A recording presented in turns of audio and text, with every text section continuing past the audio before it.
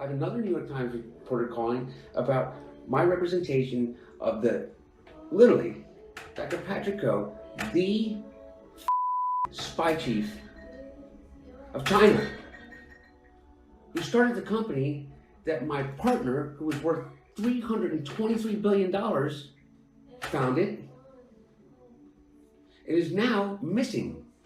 The richest man in the world is missing, who was my partner. Hunter Biden on the phone, distressed, it seemed like.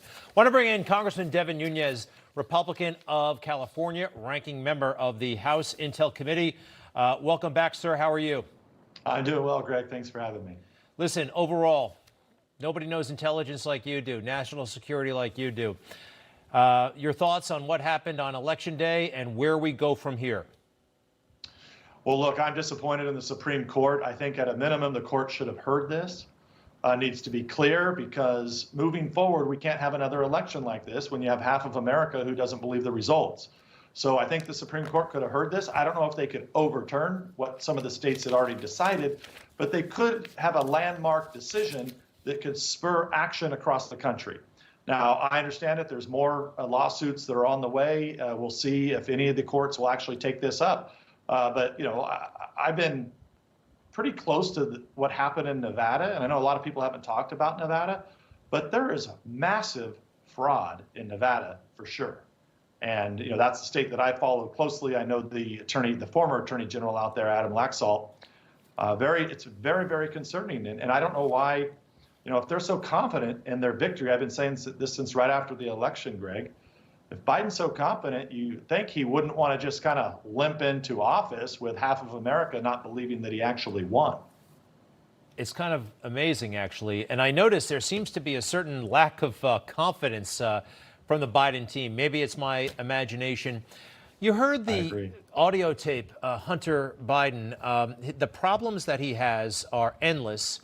The mainstream media denied that it was a problem. And it seems like the federal government may have actually concealed all of his issues. I'm learning now of 2 federal investigations, 2 separate U.S. attorneys looking into Hunter during the election, before the election, rather. What does that tell you about the deep state? And I'd like your thoughts overall about the deep state that we hear so much about. Well, I would say this. First of all, that recording that you played at the beginning of this is a little unusual. I don't know of any guy worth $325 billion. Now, I do believe that this guy that supposedly was his friend or partner or whatever, he did disappear. But just the fact that those types of conversations would be occurring and then having it never been being investigated. And that brings me to your point and to your question. I still don't believe that they're doing a real investigation here. I think, you know, you hear the only thing the mainstream media is reporting is a tax, not paying taxes.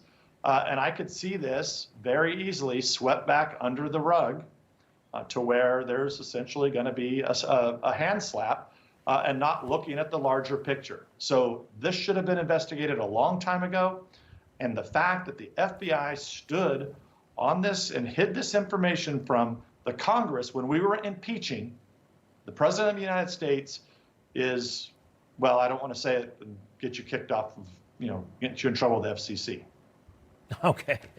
So let's take this on. You mentioned the mainstream media. You know, for a long time, I didn't really care. I was kind of amused by how biased they were, and I left it at that. But now we're seeing, I mean, this is information, unless you went looking for it, unless you engaged conservative media, you would not have known about the very serious allegations surrounding Hunter Biden, the very serious issues. And that had a real impact on the election. A lot of folks, I believe, would have changed their mind had they known more about, the money from the Moscow mayor's widow. That has not been debunked. So it's deeply troubling. Anyway, where do you go from here? Oh, actually, let me ask you about January 6th first. You know what happens on January 6th. You need a congressman, a member of Congress, and you need a senator to raise an objection to seating those electoral votes. Will you be one of those members? Look, unless there's evidence in the court, I'm not sure yet. I think we have to see what the evidence is. We have to be able to present it. We have to build a case to the American public. And knowing what you said, that you've got, I shouldn't even call it mainstream media, quite frankly, Greg. And really, you shouldn't even call yourself conservative media. I mean, look, I know you're a prime time at night opinion guy. I got that. But when I watch your news during the day, I actually see news that I remember seeing when I was a kid. Like, I don't think it's conservative. I think it's just reporting things as you see them. And I think there's several news operations that are doing that. The mainstream media, we got used to calling them mainstream media, but really what they are is they're just an arm of the Democratic National Committee. And I've, for a long time have been encouraging, after being personally attacked and slandered nearly on a daily basis by every news media organization in this country. What I've been trying to get my colleagues to do is not to talk to these people. Just don't talk to them. There's no reason. All you're doing is giving these so-called mainstream media outlets, you're giving them credibility. I don't talk to them. I don't look at them in the hall. If I happen to bump into them here in Washington, I just ignore them. And if they get in my face, although with COVID time, of course, none of this has been happening. But I take out my camera sometimes and I interview them if I have to. Well, that's actually that's a great idea. That typically gets rid of them. And print folks can be the worst, because you'll talk to them for 20 minutes and then they take the 8 seconds that they like or that proves their point and fits their template, and they forget about everything else, and they can make anybody look like a jerk. At least when you're on TV, you know it's your voice, you know what you're saying. All right, I understand, and I respect your answer, by the way. You're not sure yet, and you need to see more. What's your sense on the other side? You got friends in the Senate, I'm sure. I don't think one has gone on the record yet to say, yes, I will. Barbara Boxer did it in 2005. I can't imagine that one senator won't come forward. We already know Jim Jordan will, Mo Brooks. Do you think one senator we can count on?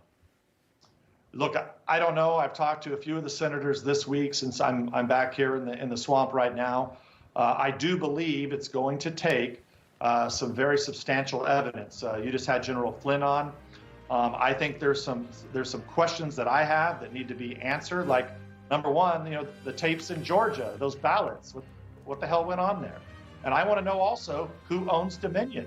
Who owns that company? They're running in 30 states in this country. We're using their machines. We ought to know who owns them. Were you ever in the dairy business before politics? What did you do before politics? Well, I grew up on a farm and ran a dairy, and I'm in the vineyard business. So I'm in the great San Joaquin Valley of California. Love it. Love it. Thank you very much, Congressman Devin Nunes. Enjoy the break. Merry Christmas. And we'll have you back soon. Thank you very much, sir. You just watched Newsmax TV, America's fastest growing cable news channel, now in more than 70 million homes. You can get Newsmax TV on your cable system or check your cable guide. And if your system doesn't carry Newsmax, call them, tell them you want Newsmax TV, because we're real news for real people.